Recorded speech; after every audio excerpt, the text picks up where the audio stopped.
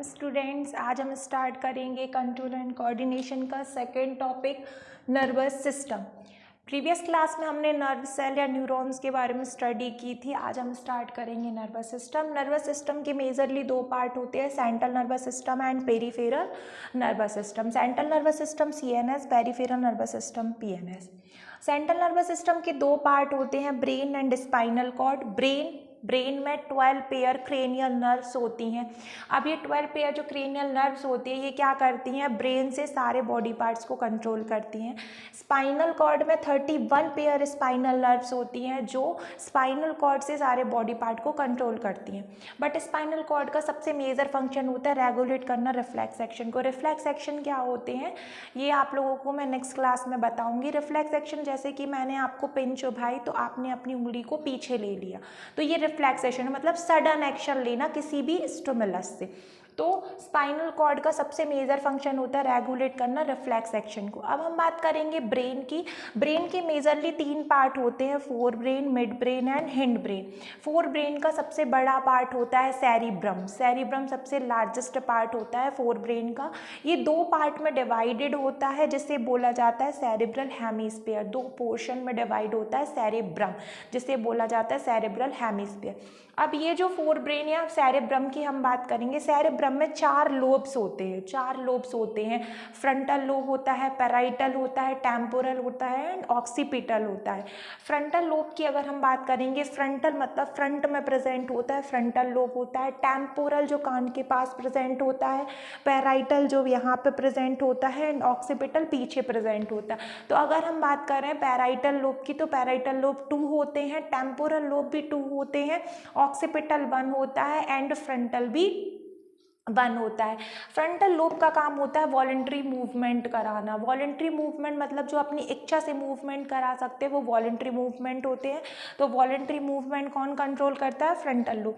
Parietal lobe control करता है senses को, जितने भी जनरल सेंसेस होते हैं, स्मेल, टच, हियरिंग, विजन, ये सारी चीज़ें। तो जो जनरल सेंस होते हैं उनको कंट्रोल करता है पैराइटल लोब। टेम्पोरल लोब का काम होता है हियरिंग का सेंस जो हियरिंग के सेंसेस होते हैं उनको कंट्रोल करना। ऑक्सीपिटल लोब का काम होता है सेंस ऑफ विजन, साइट, देखने का काम। विजन साइट का काम कौन करता है, विजन या साइट का काम करता है ऑक्सीपिटल लोब।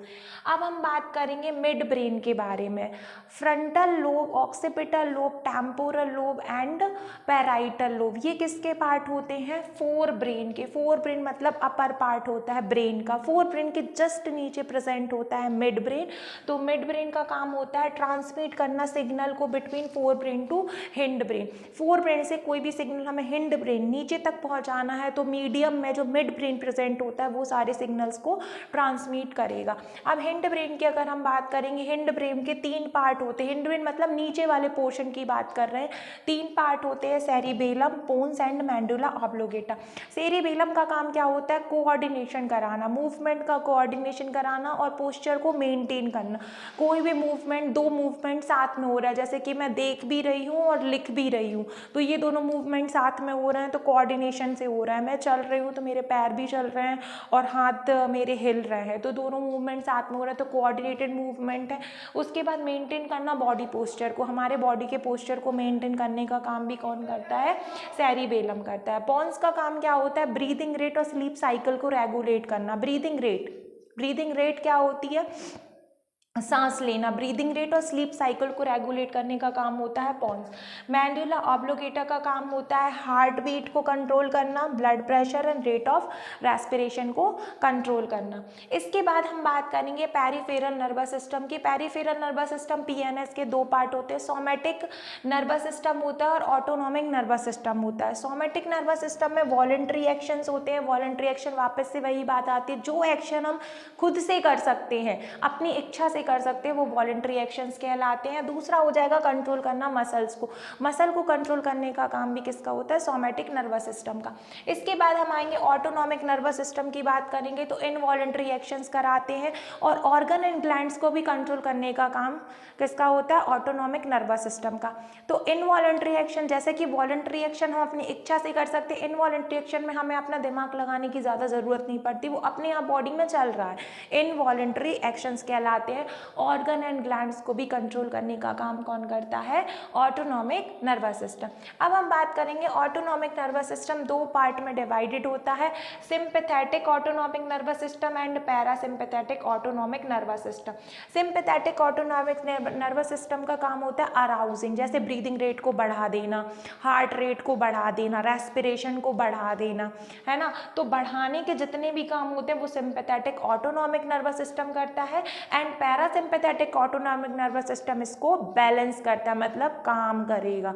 जैसे कि ब्रीदिंग रेट बढ़ जाएगी तो उसको कम करने का काम करेगा पैरासिम्पैथेटिक ऑटोनॉमिक नर्वस सिस्टम। तो वापस से हम एक बार क्विक रिवीजन करते हैं। नर्वस सिस्टम के दो पार्ट होते हैं, सीएनएस एंड पीएनएस। सीएनएस के दो पार्ट होंगे, brain and spinal cord. Brain के भी तीन पार्ट है, fore brain, mid brain and hind brain. Fore brain में चार लोब्स होते हैं, frontal, parietal, temporal and occipital. Hind brain में भी तीन पार्ट होते हैं, cerebellum, pons and medulla oblongata. PNS के दो पार्ट होते हैं, somatic nervous system and autonomic nervous system. Autonomic nervous system के दो पार्ट होते हैं, पैरासिम्पैथेटिक एएनएस और sympathetic ANS. Thank you. Next class में हम पढ़ेंगे रिफ्लेक्स एक्शंस के बारे में। Thank you.